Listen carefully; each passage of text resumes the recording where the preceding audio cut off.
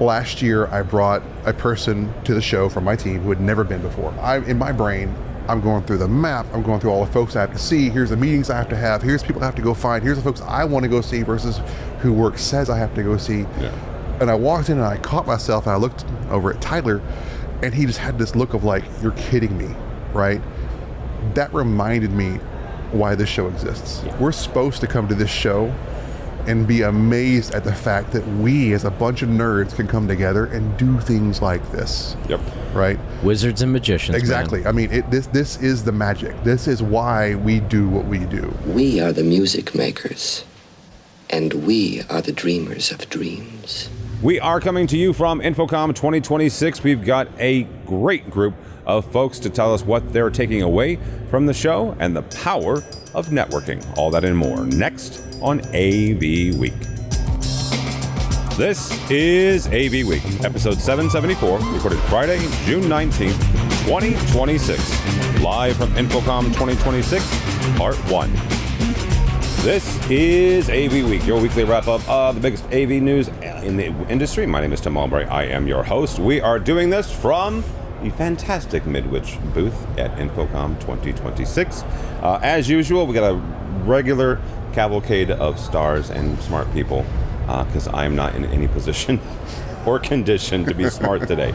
First and foremost, our host for this entire 2-episode issue is Mr. Chris Neto from Midwich. Welcome, sir. Hello, sir. How are you? Thanks for having us again. Hey, I'm super. Thank you for asking. All right. And Mr. Justin Watts from AMD, sir. How are you? Doing well, sir. Good morning. Thanks for inviting me. I'm still waking up, but we'll get there. It happens. It's Friday morning. But that's the thing. It's Friday morning of the show. One more day left to go. Justin, overarching, and this will be the same question to everybody.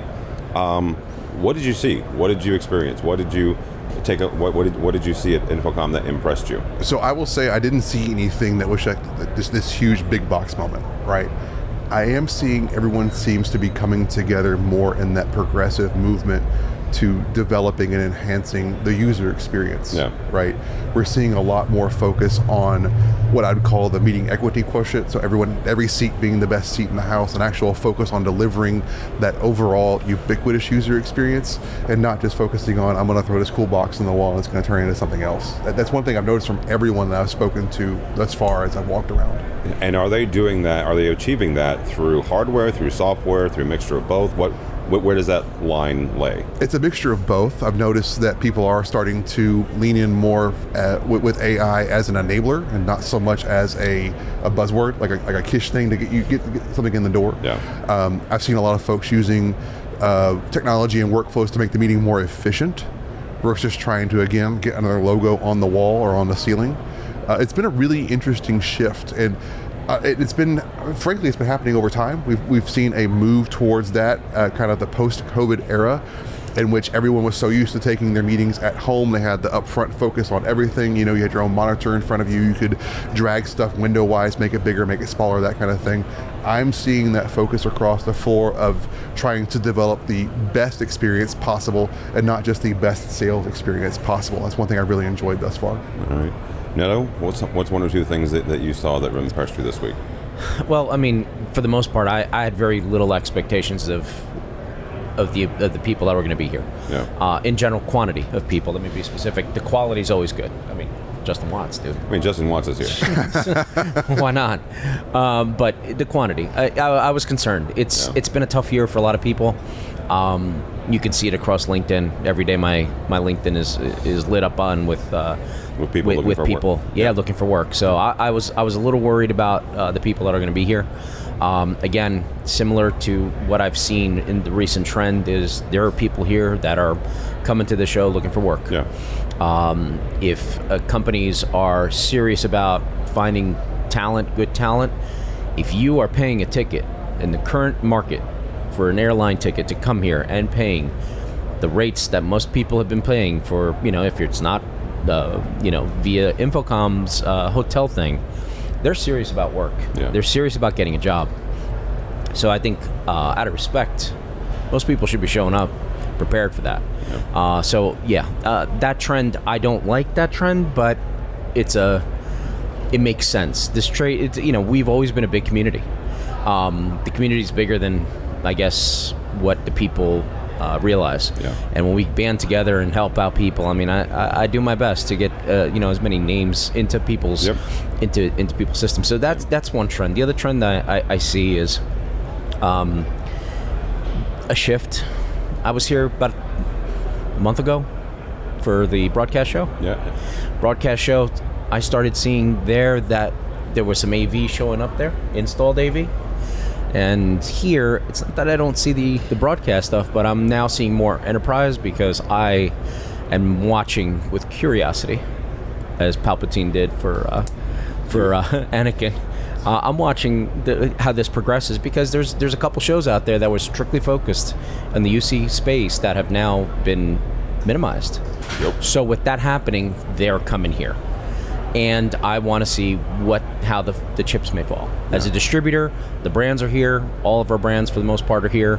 There's one or two outliers that did not show, and that's for somebody else to have that conversation, not my business. I'm not an events person, nor am I, to talk about trade shows. But I will say that this has been, better than expected. I expected less people. Yeah. And I expected that it would be just the current state of the world is kind of wacky. So, put it lightly. Yeah. I'm happy with what the end result has been. Justin, Chris brought up something there, and that is the broadcast, and that it continues to encroach in corporate America and even in higher education. I'm not going to ask you like what AMD specifically is doing, but you also have a lot of colleagues that work in corporate.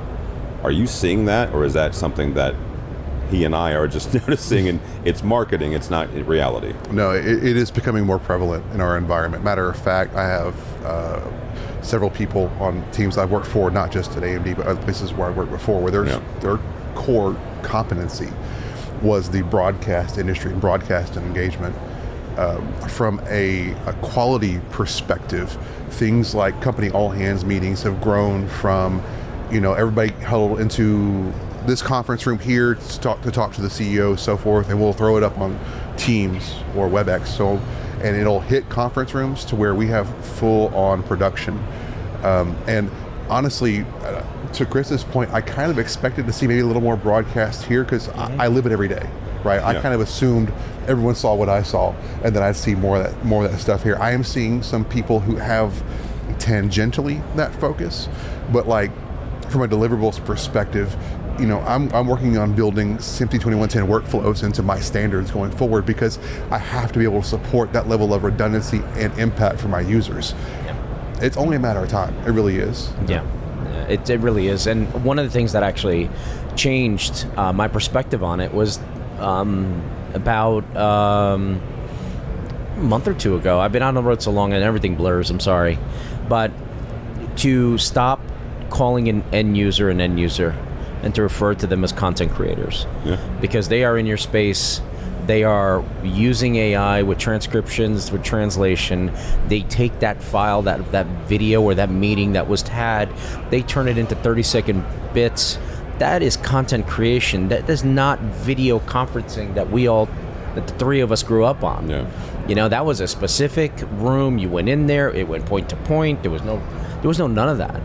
Now this is all blending together with streaming and lower thirds and archival and one-to-many, as opposed to that was rolling out trucks, man. And I'm not specifically talking about satellite trucks. Yeah. There wasn't enough bandwidth back in the day. If we want to attest to anything, it's the advent of better bandwidth across the world in general is allowing this, and the one-to-many and the streaming capabilities. It was bound to happen.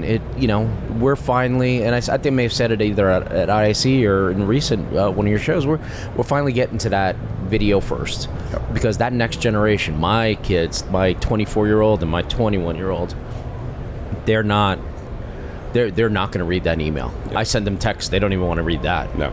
So this is what we got to bear down for. And the funny part is in the world of AV, we don't have a say. Well, and here's the funny part. We don't have a say, but this should be our bread and butter, right? And we skipped it. Yeah. Like we hit a wall, and we were like, okay, conference room experience is good. We locked that down. Broadcast is over here. And at one point in time, someone said, neither of the two shall meet. Yeah. Right?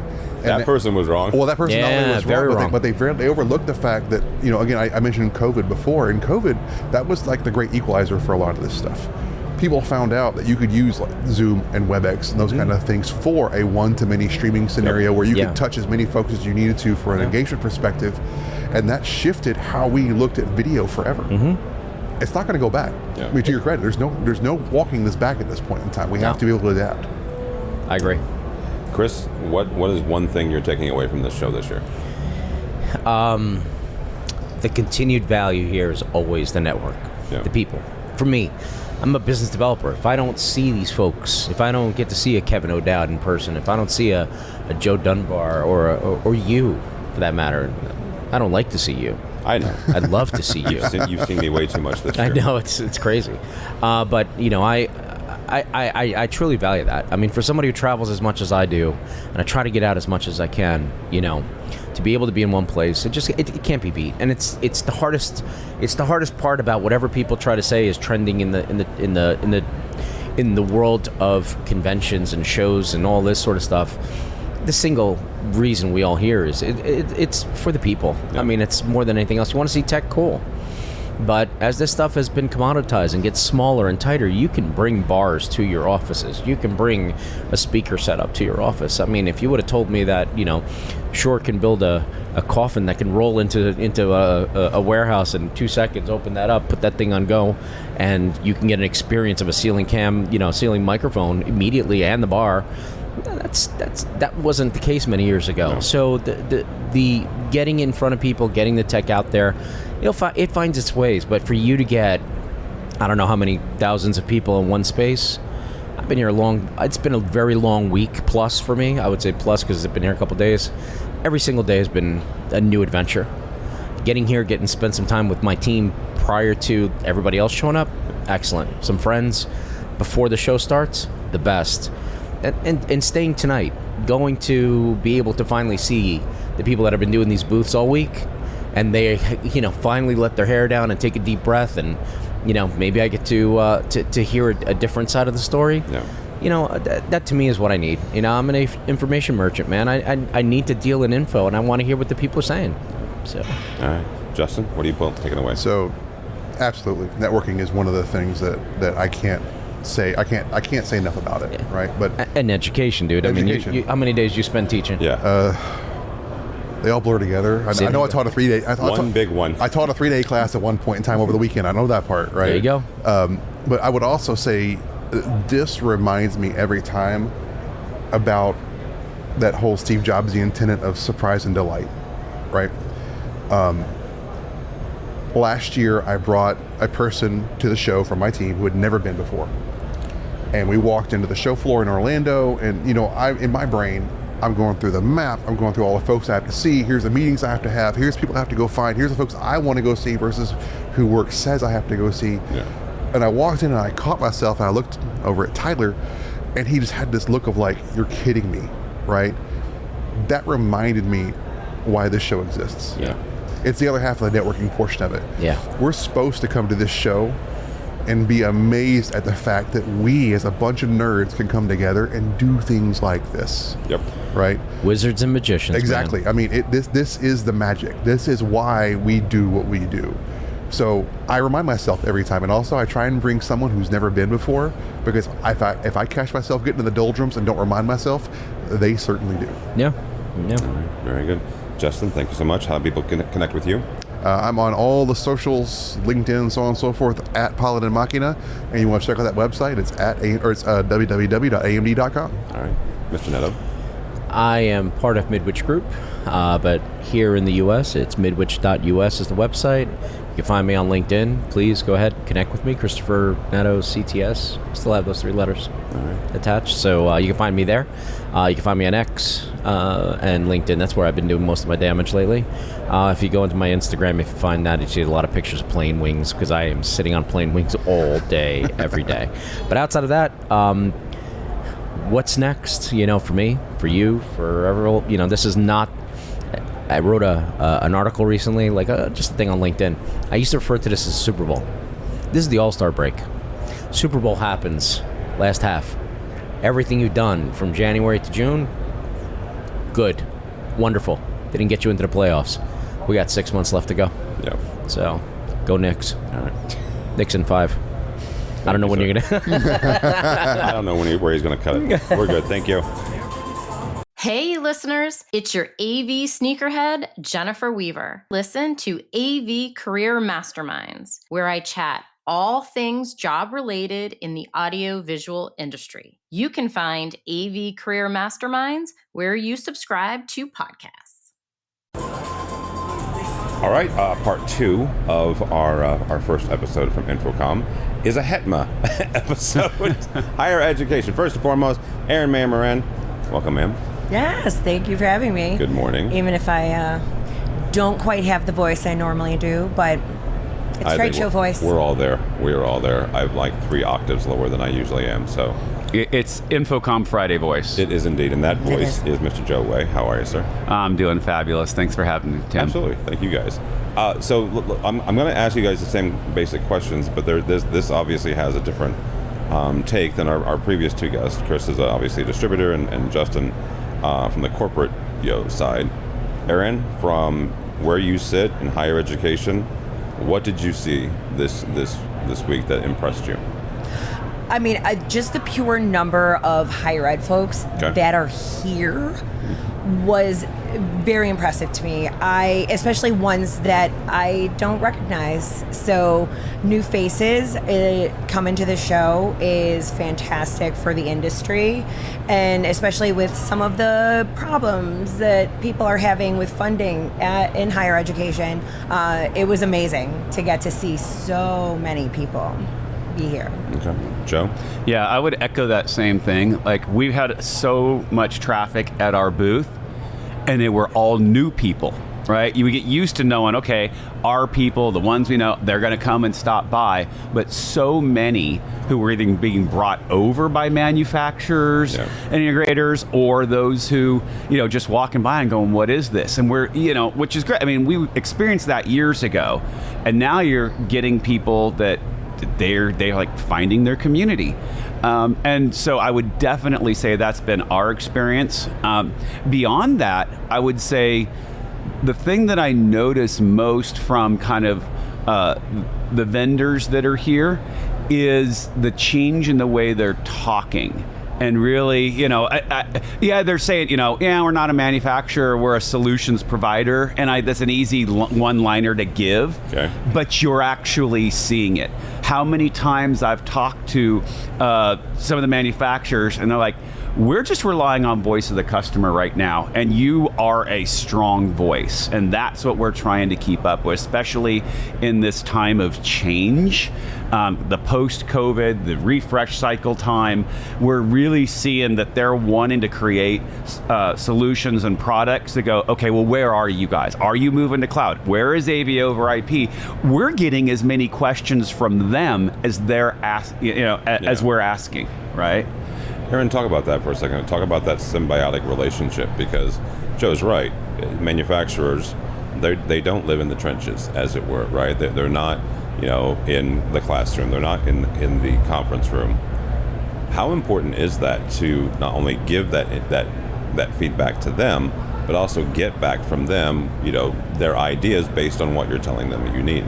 Yeah, no, I mean, it's absolutely important, and that was sort of where HETMA was born, with the hopes that we could help them help us help them and get those products and features that are important to us. And I know that a lot of times it was way more of a, if we build it, they will come perspective, but that doesn't work for us. We need the things that we need, and it's great that now they're taking a standpoint of understanding and trying to learn way more about how we operate and what we need, and give us those things, as opposed to just being like, this would be nice. Here, we made this box, use it. Yeah. All right. Joe, whether that is a product, whether that is a connection, what are you taking away from this week? You know, that's great. We did an event at our booth last night after the show floor closed that was really about connecting our people with, you know, the manufacturers, the product solution providers that they need. And one thing I noticed from, and I'm going to speak from our vertical, very purpose-driven being here. Okay. That everybody knew, okay, I'm here, I have this project and want to find this. I want to talk to this person. Where can I get, and I saw that change. A lot of times it's like, I'm going to a trade show and I'm going to walk around and I'm going to do whatever, and I'm getting paid to not be in the office for a week. That's not what I'm seeing. I'm seeing people go, I got 2 auditoriums and I need an LED wall and I'm going to hit XYZ companies and I want to talk to it. And then the flip side, the manufacturers saying, like we'd already just talked about, of kind of coming and trying to provide that. And I think that's really refreshing too. Yeah. You know, again, I think it shows the growth of our vertical, right? And just that sense that, hey, I'm not going to waste my school's money. Because this might be the only time I can get it, right? And to know that they want to go home and go back with something tangible. To have our PRISM scholars taking their CTS and getting it, and from others, the education summit that was a complete sellout. I mean, Higher Ed AV Awards on Monday night, 2 days before the show floor opens, and we sell out an entire venue. Yeah, you know. And again, and I think that's a sign of, I mean, is it a sign of our organization growing? Yes, but it's more of a sign of people saying, I'm going there for the week and I have a job to do. I want to connect with my people. I want to find the solutions. I want to improve my craft and learn. And I think that is just amazing to see. All right. Erin, same question. What are you taking away? Ooh, wow. I still have some questions I need to have answered by some of our manufacturer friends that unfortunately my events team members couldn't be here, so they had a laundry list of things. So that's my next to do. But I love that this week has had such a air of collaboration and togetherness. I'm glad you brought up the Higher Ed AV Awards, because the room was so electric, and there are competitors there. But they all kind of dropped that competitive spirit, and it was just more about the collegiality almost of it, and it's so appropriate for us in higher ed to make that happen. Yeah, well, that's I think one thing about not just HETMA but other higher education organizations. You guys don't see each other as competitors. You see each other as colleagues and helping each other out with, I had this problem, this is the solution that I had. Yep. Right? How important is this week in events like InfoComm for that very connection to continue those conversations months after we all go home?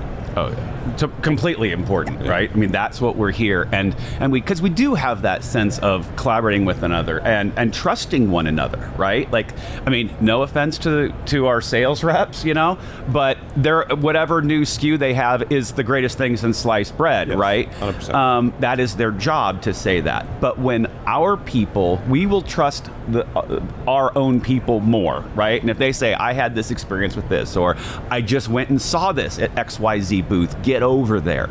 That builds something. And I think that like you said, colleagues, right? We're collaborators, not competition.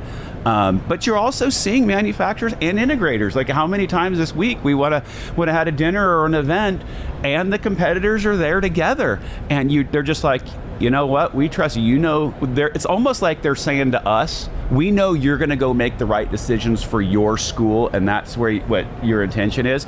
We hope that we're the solution you pick, but same room, same dinner, same whatever, and all kind of coming together that way. And it's very refreshing. And to be honest, as an end user, I get more mad respect for those people when that's how they come to the table. Yeah, and higher ed is wonderful because we are collaborative. We want to save each other from some of the headaches that basically, just because I suffered on a project and made some mistakes doesn't mean that everybody else should, because I'm like, well, it's this idea was for, was mine. No, it's now out there in the world, and I want to share it and save other people from having the same problems I did, and then they can take that idea and improve upon it, and then and then you'll get that information back, right? Exactly. So it is a fantastic feedback loop for us and our colleagues. I love that. All right, thank you both so much. Dr. Josiah Way, how do people connect with you? At TD Albright on the Twitters. That is not his handle. Yeah, you can find me at Josiah Way on all of the socials, and of course at hetma.org. All right. Yeah. Erin? Yeah, I can find me on the HETMA community and on LinkedIn, but also monthly on the EdTech podcast as part of the AVNation family of podcasts. And she recorded one here, so you can hear that one shortly. Thank you both so much. For Tim Albright, Joe's not wrong. Don't follow me anywhere. Go by the website, avnation.tv. That's avnation.tv. You'll find this program and a host of others, including Erin's fantastic EdTech podcast. So all that and more at avnation.tv. That's avnation.tv. Thanks so much for listening. Thank you so much for watching. That is all the time we have for AV Week. The network for the AV industry. What are you listening to? This is AV. This is AVNation. This is AVNation. This is Erin Maher-Moran of EdTech. The world of higher ed AV is growing rapidly. That's why each month we hear from the best and brightest from colleges and universities all over the U.S. Check out EdTech on avnation.tv or wherever you get your favorite podcasts.